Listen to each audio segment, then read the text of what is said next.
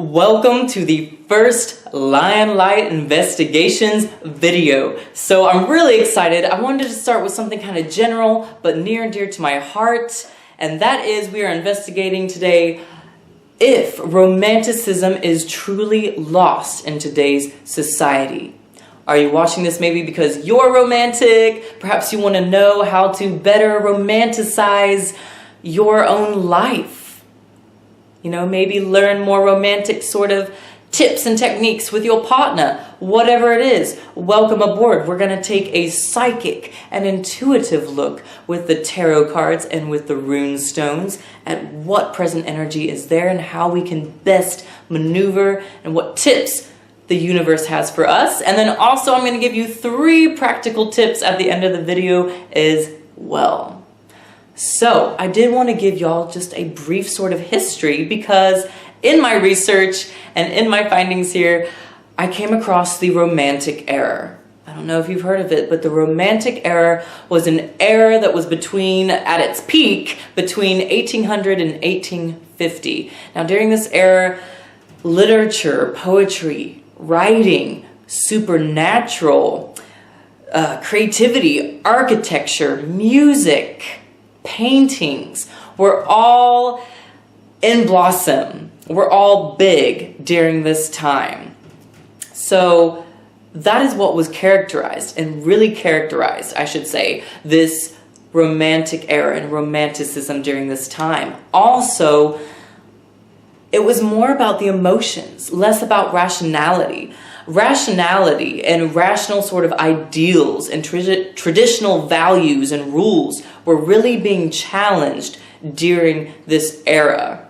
It was more heart-centered. And so we're going to look about, how we can get back to that heart-centered place. There I feel like is some keys in the music we listen to, in the art that we see, that we put out there, all that jazz. And before we get into the psychic investigative look with this, I wanted to share a couple of quotes with you. So I'm going to look at my notes here and do just that. So first one was, the heart has reasons that reason is not equipped to understand. The source of genius is imagination alone. The refinement of the senses that see what others do not see or sees them differently. And so I just thought those were some really powerful sort of quotes in my findings. And I was like, gosh, I gotta share this with you guys, with my peeps. So without further ado, we're gonna go ahead and take a psychic and intuitive look with the runestones and tarot. Let's go. Welcome back to the other side, y'all. So I've already been shuffling and tuning in. So first I'm going to go ahead and draw a runestone for the center of the reading here so we can look at exactly whether or not romanticism is truly lost today, and a cyclic sort of look at how we can get there, or how we can better more romanticism, incorporate more romantic gestures and heart into our daily lives. All right, so let's draw a runestone for the center of the reading.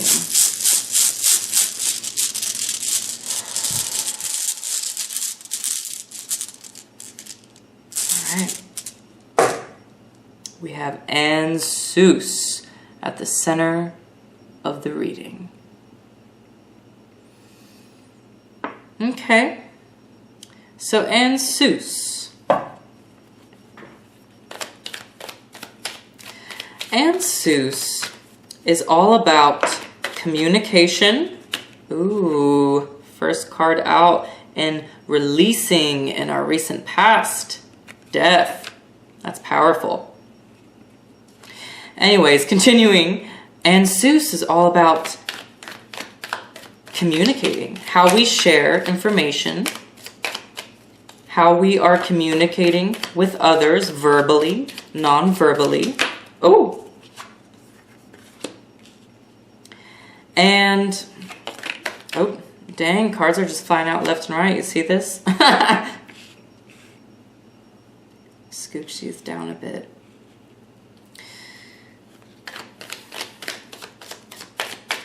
And Anne Seuss can speak of, you know, finding, I'm intuitively picking up already here, especially with death sitting right next to Anne Seuss. This is like intuitively picking up messages, new sort of messages and formations on how we communicate our love, how we are sharing and communicating those romantic feelings and gestures. The key, Anne Seuss is telling us here, the key to finding our lost romanticism and to keeping it alive is to simply communicate it much clearer, much more boldly. And to do so in a new and innovative way, revolutionize, you know, the way they did in the 1800s during the Romantic era, really revolutionize and challenge that rationality and those mental sort of blockages that prevent us from acting from our heart.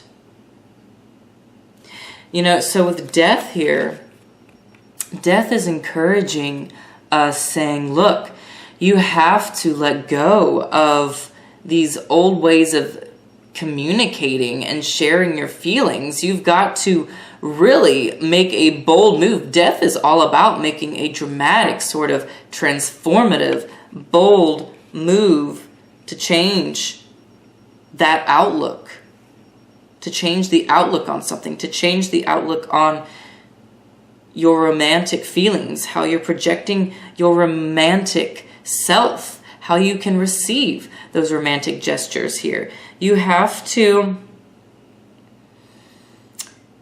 let some of the old ways die, some of the rational sort of thinking. Just you've got to release it, is what death is coming in here to say.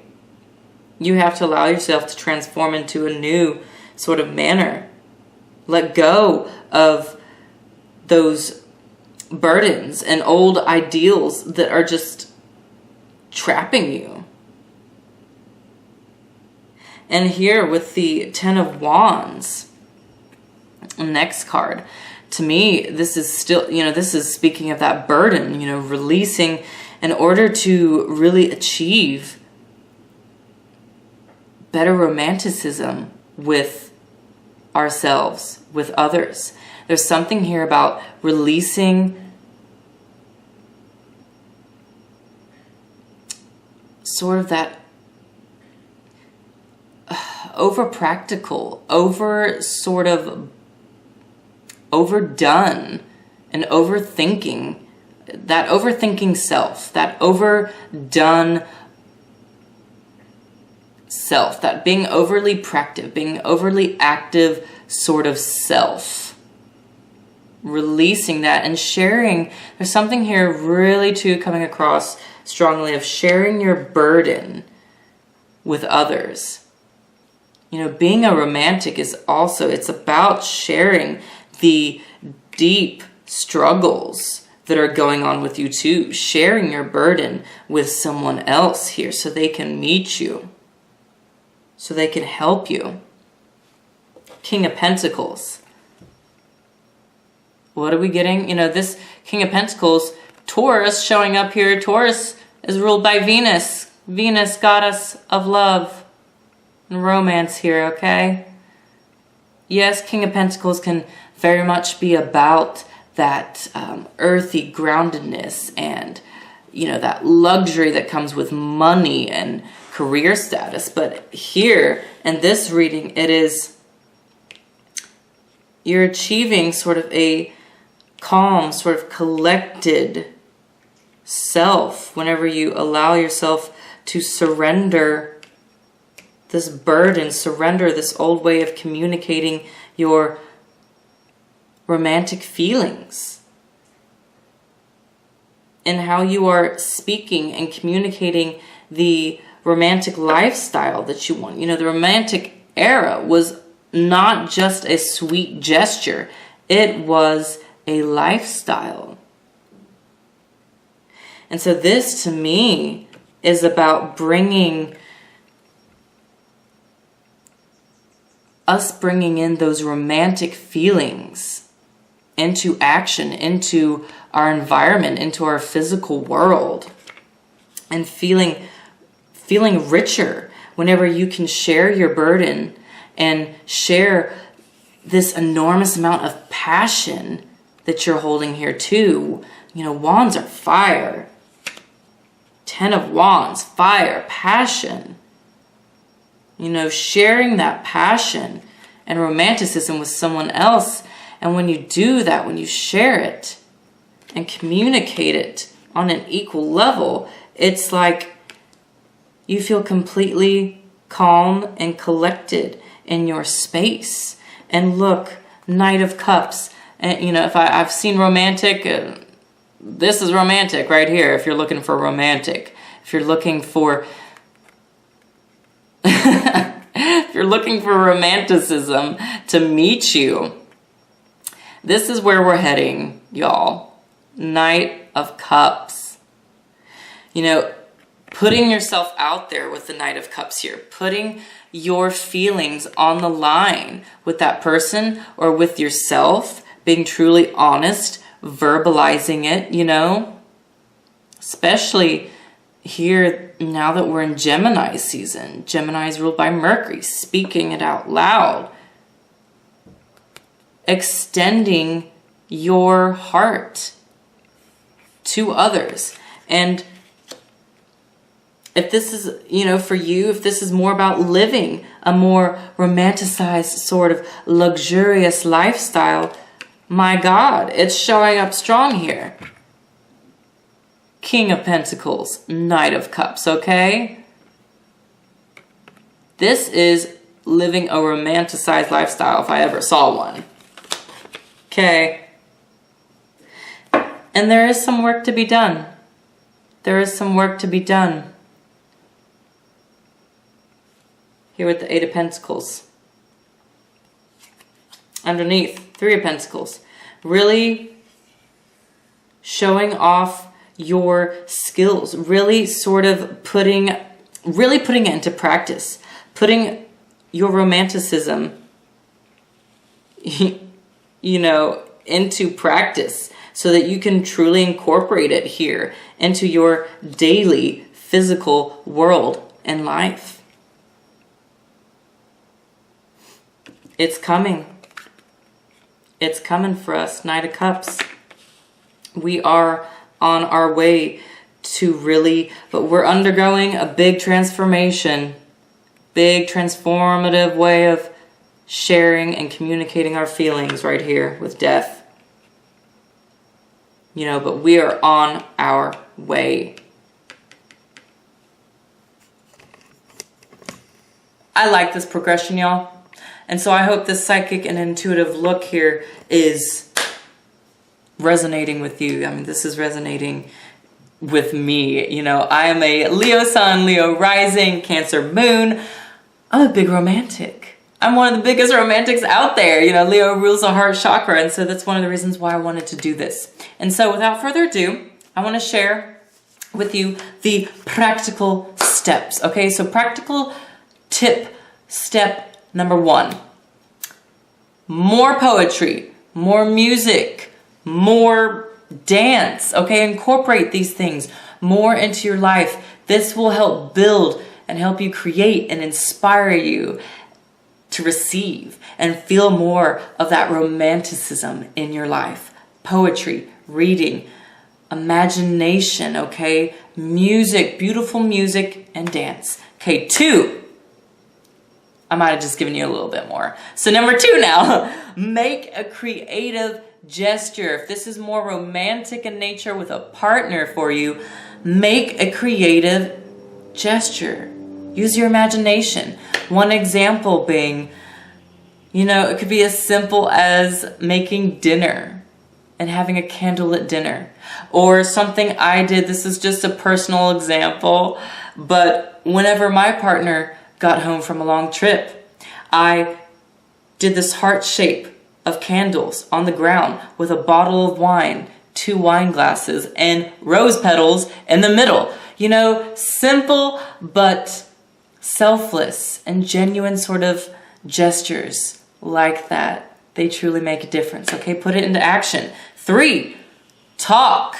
Talk to a genuine romantic. And of course, I'm going to throw in the astrological references, some of the best astrological zodiac signs that you might want to get advice from when it comes to matters of the heart and romanticism is Leo, because they are ruled by the sun and rule the heart chakra. Cancers, they are very heart-centered, ruled by the moon, or any of the 2 signs that are ruled by Venus, okay, which is Libra or Taurus. So those are some great signs that can really help give you some amazing advice when it comes to that. So guys, that concludes the first video of Lionlight Investigations here. So I'm really excited about the series, y'all. I'll probably have another one up in about another week or so. Let me know what you thought, okay? Let me know, okay, truly. Drop me a comment below what your opinions are on romanticism in the world today, or where you're at in your personal journey with being romantic or incorporating more of that into your life. And then drop me a comment. Let me know what you want to see next, okay? What do you want me to investigate and psychically look at in the next video to come? Let me know. Let me know. Okay, y'all, so that's about it. I'm going to leave my email address, okay, below as well. If you want to do a personal reading with me, the organic bath bombs and bath salts are available in my Etsy shop now too. And I'm going to leave that link below as well. In fact, hang on 1 second. I'm really doing this. I'll be right back. Boom. I have to show you guys. Okay? Boom. Look at our bath bombs. Are they not just the cutest little things? Okay, this is the patchouli and lime one. Organic. Smells amazing. Boom. Also have the rose and sandalwood organic bath bomb. Fire dragon. Earth dragon. We have air dragon. And then water dragon. So, boom, there you have it. I will see you in the next video, in the next Lionlight Investigations. Bye for now.